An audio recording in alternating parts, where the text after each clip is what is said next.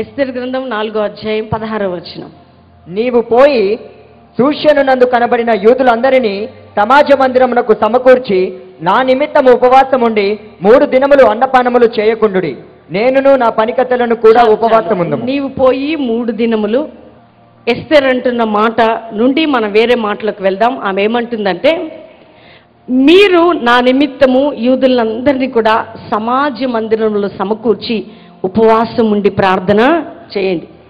ఈ రోజుల్లో ఉపవాస ప్రార్థనలు ప్రారంభించబడ్డాయి. చాలామంది 40 డేస్ చేస్తున్నారు, కొంతమంది 100 డేస్ చేస్తున్నారు, కొంతమంది మరి రకరకాలుగా ఉపవాస ప్రార్థనలు చేస్తున్నారు. ఎందుకు ఉపవాసం చేయాలి, ఎప్పుడు ఉపవాసం చేయాలి, ఎలా ఉపవాసం చేయాలో తెలియట్లే కొంతమందికి. కానీ ఉపవాస ప్రార్థన ఎక్కడ చేయాలి, ఏ సమయంలో చేయాలి, ఏ సందర్భంలో చేయాలో దేవుడు మనతో మాట్లాడుతున్నాడు. చూడండి, సమాజ మందిరంలోకి వెళ్ళి నా కోసం మీరందరూ కూడా ఉపవాసం ఉండి మీరు ప్రార్థన చేయండి, నేను కూడా ఉపవాసం ఉండి ప్రార్థన చేస్తానని ఆమె అందరినీ సమాజ మందిరంలోకి పంపుతుంది. అంటే దేవుని మందిరంలో ఉన్న ప్రత్యేకత ఏంటి? చూడండి, బైబిల్ గ్రంథంలో క్లియర్గా దేవుని ఆత్మ మాట్లాడుతుంది. ఏమనంటే, ఎవరైతే విశ్రాంతి దినమైన యెషయా గ్రంథము 58వ అధ్యాయం అనుకుంటా క్లియర్గా దేవుడు మాట్లాడుతున్నాడు.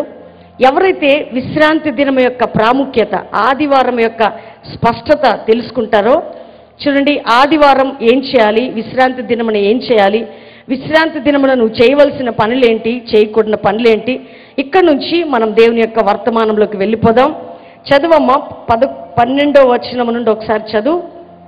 పూర్వకాలము నుండి పాడైపోయిన స్థలములను నీ జనులు కట్టెదరు, అనేక తరముల క్రిందట పాడైపోయిన పునాదులను నీవు మరలా కట్టెదవు. 13వ వచనం నుండి చదువు.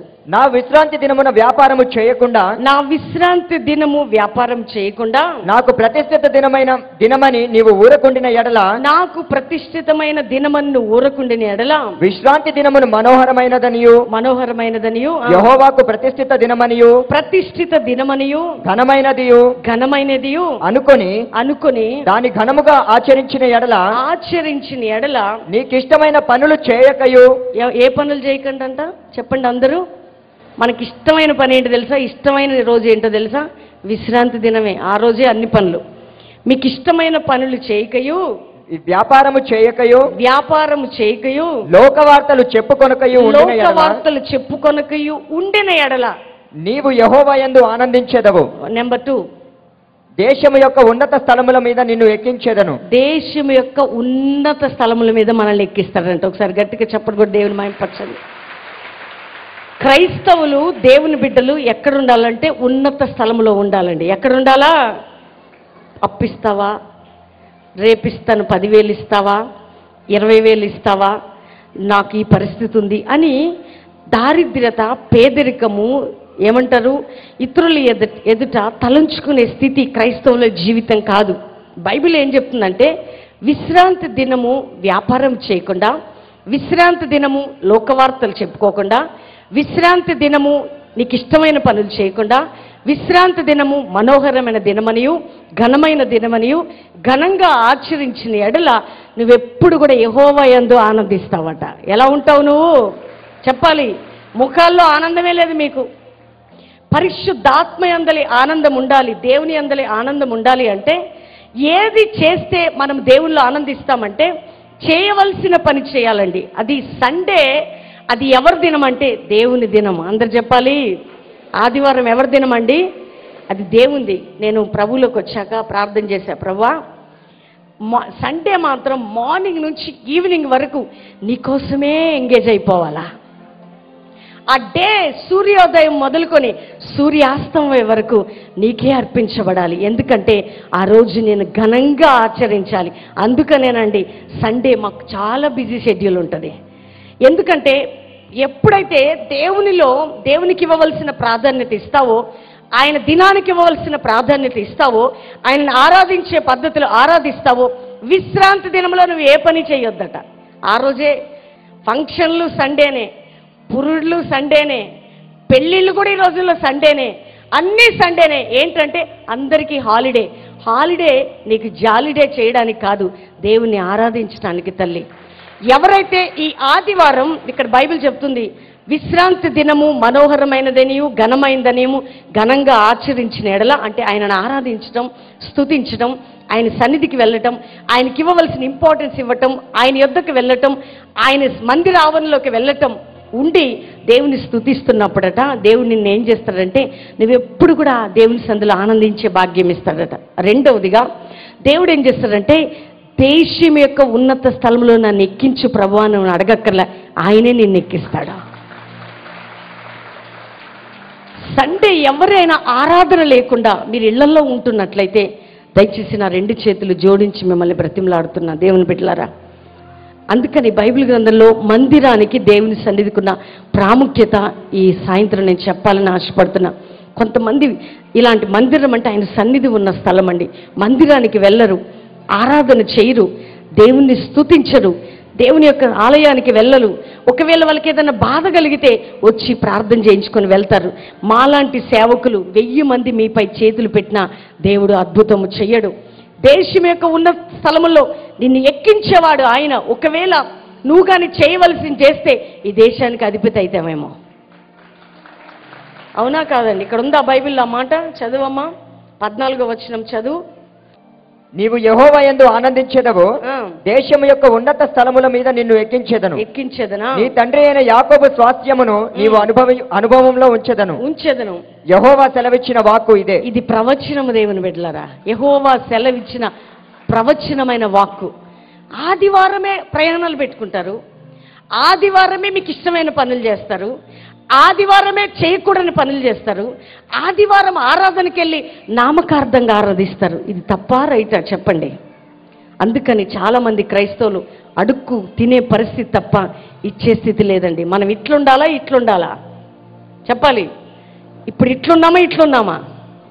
ఎక్కడికి పోయినా ఎప్పుడు దేవుడు దొరికినా ఎప్పుడు మాలాంటి సేవకులు అయ్యా ప్రార్థన చేయవా, ఎందుకంటే అప్పులు బాధ ఎక్కువైపోయింది, పిల్లల మాట ఇంటలేదు, కష్టంలో ఉన్న ముఖంలో దిగులు, విచారం, బాధ, పోరాటం, ఒంటరితనం, నలిగిపోవటం, రోగం, సమస్య ఇవన్నీ ఎక్కడొస్తున్నాయంటే క్రైస్తవులు దేవుని రక్తంలో కడగబడిన బిడ్డలు తప్పకుండా విశ్రాంతి దినమున నువ్వు ఎక్కడుండాలంటే పరిశుద్ధ సంఘములో ఉండి దేవుణ్ణి ఆరాధించాలి.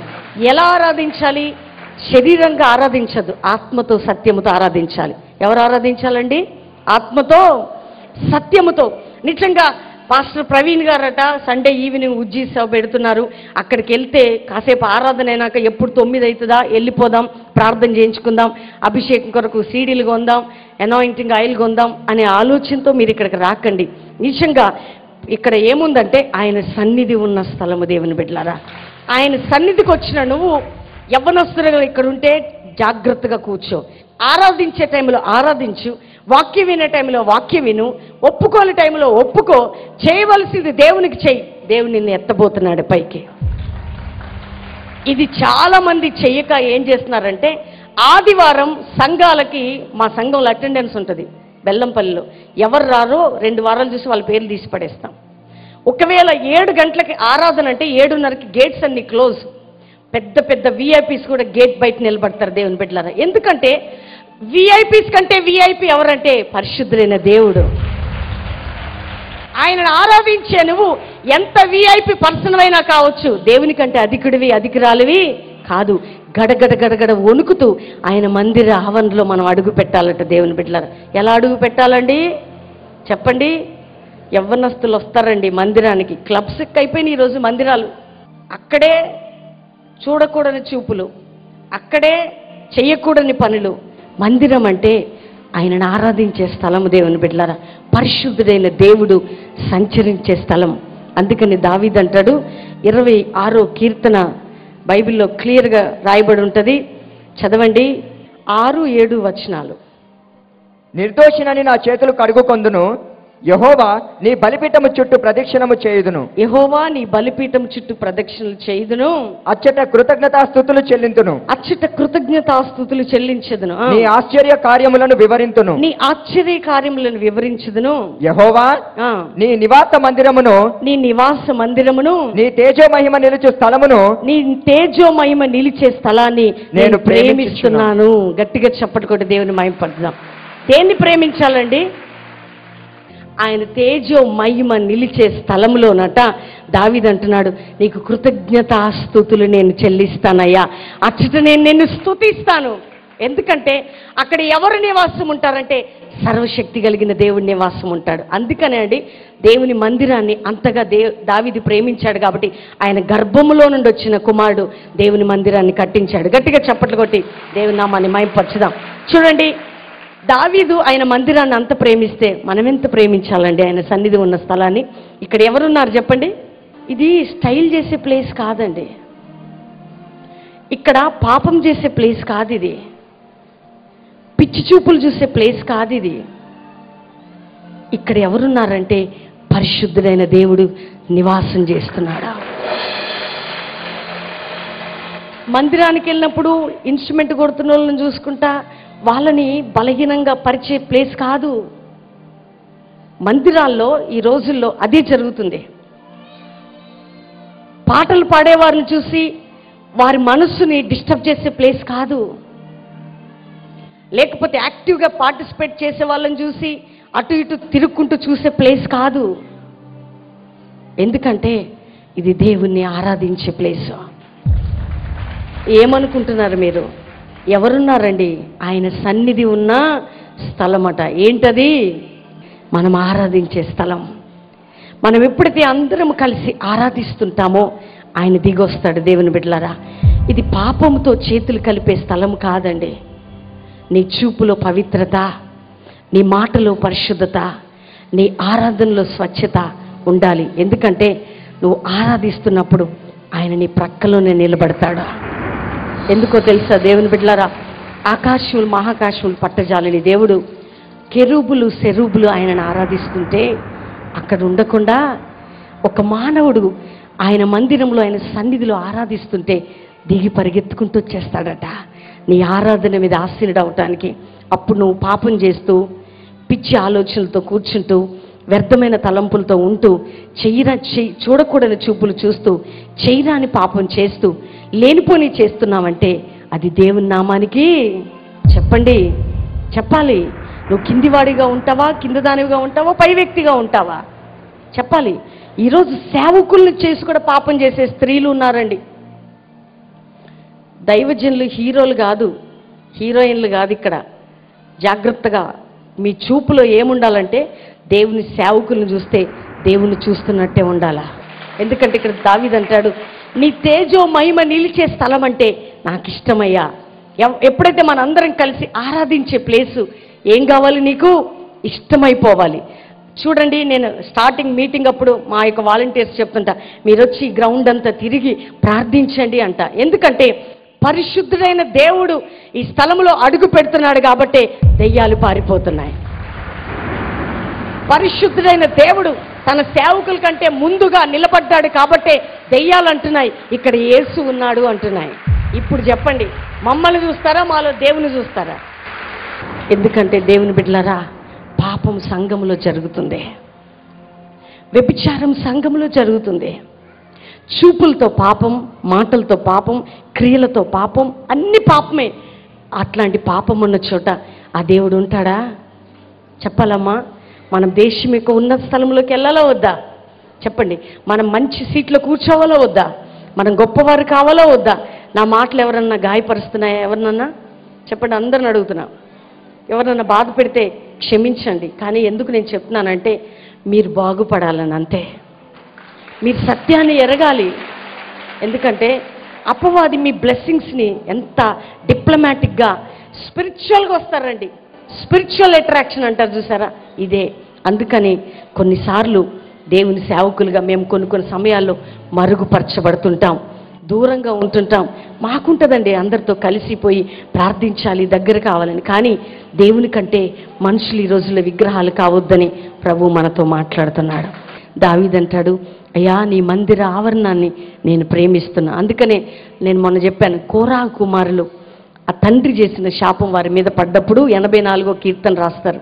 వారి జీవితంలో తండ్రి మోషేకి వ్యతిరేకంగా మాట్లాడినప్పుడు కోరాహు మీదకి భూమి నెరలు నెరలుగా విడిచి మింగటానికి వస్తుంటుంది.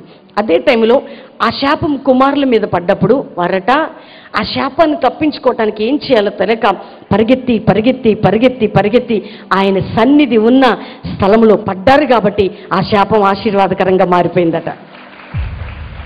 అంత అసలు నిజంగా అందుకని ఉపవాస ప్రార్థన ఎస్తర్ అంటది సమాజ మందిరంలోకి వెళ్ళి చేయాలి. ఎక్కడ చేయాలండి చెప్పాలి?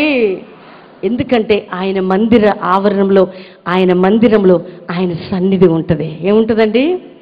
దేవుని తేజోమయం ఉంటుంది. దేవుని బిడ్డలారా, నీ చేతులు పైకెత్తి కళ్ళు మూసుకొని నిష్కపటమైన హృదయంతో ప్రభు ఎదుట క్షమాపణ అడుగు. మీ కొరకు నేను ప్రార్థించబోతున్నాను. స్పిరిట్ ఆఫ్ గాడ్, ఎంతమంది ప్రార్థిస్తున్నారు? నా యేసు వారిని క్షమించు అయ్యా, వారిని మన్నించు ప్రభా. ఈ కార్యక్రమం చూస్తున్న బిడ్డలు కావచ్చు, ఇక్కడ ఉన్నవారు కావచ్చు, నీ సన్నిధిని గౌరవించడం, నీ సన్నిధిని ప్రేమించడం, నీ సన్నిధిలో ఆరాధించడం, నీ మందిరానికి ఇవ్వాల్సిన శ్రేష్టత ఇవ్వటం, నీకు ఇవ్వవలసిన ప్రాధాన్యత ఇవ్వటం అయ్యా నేర్పించండి. ఆదివారం ఆరాధించే భాగ్యం, నీ మందిర ఆవరణలో అడుగుపెట్టే కృప దయచేయండి. యథార్థంగా పరిశుద్ధంగా ఆత్మతో సత్యముతో నిన్ను ఆరాధించే ప్రజలుగా చేయండి ప్రభా. ప్రతి ఒక్కరిని మీరు తాకండి. ఈ రోజు నుంచే ఒక అద్భుతమైన కార్యం జరుగునుగా కానీ ప్రార్థిస్తున్నాను ప్రభా. వారు ఈ రోజు నుంచి తీర్మానం తీసుకుంటుండగా ఆర్థికమైన విడుదల ప్రభా, ప్రతి విధమైన శాపము నుంచి విడుదల, రోగము నుంచి విడుదల, కుటుంబ పరిస్థితుల నుంచి విడుదల, ప్రతి విధమైన విడుదల వారి జీవితాల్లో కలుగునుగా కానీ వారిని ఆశీర్వదిస్తూ యేసుక్రీస్తు నామములో అడుగుచున్నాం తండ్రి, ఆమెన్. 3 months నుంచి మా పాపకి ఫేస్ మీద స్కిన్ ఎలర్జీ వచ్చి చాలా ఫేస్ అంతా మచ్చలు వచ్చేసినాయి. ఇక్కడ ప్రేయర్ ఆయిల్ తీసి అప్లై చేసిన కాడి నుంచి ఇప్పుడు పాపకు పూర్తిగా స్వస్థత వచ్చింది. ఈ చిన్న సాక్ష్యం దేవుడు దీవించును గాక. మా బాబుకి 14 సంవత్సరాల నుంచి దగ్గు, ఆయాసం, ఎన్ని హాస్పిటల్ తిప్పినా తగ్గలేదు. మా అన్నయ్య ఇక్కడికి వచ్చి ఖమ్మం జిల్లా ప్రార్థన జరుగుతుంది, ప్రవీణ్ అమ్మగారిది, షారుఖ్ అమ్మగారిది ప్రార్థన జరుగుతుంది, అక్కడికి వస్తే ఎంతోమంది బాగుపడుతున్నారని మా అన్నయ్య తీసుకొచ్చాడండి. మేము ఎక్కడికి ప్రార్థన కంటే ఉన్న ఊర్లోనే వెళ్ళేవారం కానీ దూరం వెళ్ళేవారం కానీ దూరం అండి మాకు. మా బాబుని తీసుకొని ఆ ఖమ్మం జిల్లా ప్రార్థనకు వచ్చామండి. అమ్మగారు ప్రార్థన చేసి అమ్మగారు ఆయన ప్రార్థన చేశారు. చేసిన తర్వాత నా బాబుకి అయితే అప్పటి నుంచి ఇప్పటికి 6 నెలలు బట్టి, మాకు 6 నెలలు బట్టి ఇక్కడికి రావడం తెలుసు. కల్వరి ప్రత్యక్షత గురించి అప్పటి నుంచి మేము టీవీలో చూస్తున్నాం. అప్పటి నుంచి అంతకుముందు అయితే నెల వారం ఆయాసం వచ్చేస్తుంది. అప్పటి వరకు ఉన్న ఆయాసం 6 నెలలు బట్టి ఇప్పటి వరకు రాలేదు. ఎప్పుడు మేము ప్రేయర్కి వచ్చినా మేము ఆయిల్ తీసుకెళ్ళి కర్చీఫ్ తీసుకెళ్ళి ఎంత అనారోగ్య పరిస్థితులు ఉన్నా నా బిడ్డ మీద వేసి ప్రార్థన చేసి ఆ లైవ్ ప్రోగ్రాంలో టీవీ ముందు కూర్చుని ఎంతగానో ప్రార్థన చేసుకుంటే నా బిడ్డ కూడా ఎంతగానో బలపడి ఆ ఆయాసం అప్పటి నుంచి ఇప్పటి వరకు లేదు. అసలు నాకు యేసు అంటే ఏంటి, యేసు ప్రేమ అంటే ఏంటి తెలియదు. మా ఇంట్లో ఫైనాన్షియల్ ప్రాబ్లము, మా హస్బెండ్కి హెల్త్ ప్రాబ్లం, నాకు హెల్త్ ప్రాబ్లం. ఆ టైంలో ఇంకా మాకు లైఫ్ అయిపోయింది అని నేను ఏడుస్తున్నాను. అంతలో ఒక బ్రదర్ వచ్చి నేను ఒక దగ్గర తీసుకుపోతే మీరు వస్తారా అన్నారు. సరేనని వచ్చాను. నాకు ఇక్కడ ఒక హాస్పిటల్ అనుకున్నాను నేను, కానీ ఇక్కడ ఇంత గొప్ప దేవుడు ఉన్నాడు, ఇంత గొప్ప రక్షకుడు ఉన్నాడు, ఇంత స్వచ్ఛత చేసే దేవుడు ఉన్నాడని నాకు తెలియదు. నాకు ఏసయ్య నాకు ఆ రోజు ఫస్ట్ రోజు వచ్చి ఇక్కడ బాగా ఏడ్చుకున్నాను. ఆ రోజే నాకు దేవుడు నాకు 2 సార్లు నాలో మెరుపులా వచ్చి వెళ్ళిపోయాడు. అప్పటి నుంచి నేను మారు మనసు పొందాను. ఇప్పుడు నాకు చెస్ట్ పెయిన్స్ 15 years నుంచి చెస్ట్ పెయిన్, నరాల బలహీనత అవన్నీ తగ్గాయి. కాకపోతే మా హస్బెండ్కి ఇంకా కొంచెం హెల్త్ ప్రాబ్లం ఉంది. ఆ హెల్త్ ప్రాబ్లం క్లియర్ అయ్యి నేను మంచి రిపోర్ట్స్తో వచ్చి ఇక్కడ నా గుండె విప్పి ఆ దేవుడికి సాక్ష్యం చెప్పుకోవాలనిపిస్తున్నాను. ఆ దేవుడు నా చిన్న సాక్ష్యాన్ని దీవించాలని వేడు. ఎవరో తీసుకొస్తే వచ్చింది, మీరు కూడా మీతో పాటు ఇలా ఒకరిని తీసుకురావాలి. తను వచ్చింది, యేసయ్య ప్రేమ తాకింది, తన శరీరంలో స్వస్థత జరిగింది. ఇంత గొప్ప దేవుడు రక్షకుడని యేసయ్య నమ్ముకుందట, మారు మనసు పొందిందట. చూడండి, తన భర్తకు కూడా సంపూర్ణ స్వస్థత కొరకు ప్రార్థన సహాయం కోరుతుంది. మీరు కూడా మీతో పాటు ఇటువంటి వ్యక్తుల్ని తీసుకొచ్చినప్పుడు తప్పకుండా యేసయ్య వారిని పట్టుకుంటాడు. ఈ సాక్ష్యాన్ని బట్టి గట్టిగా చప్పట్లు కొట్టి దేవుని మహిమపరుచుతారు.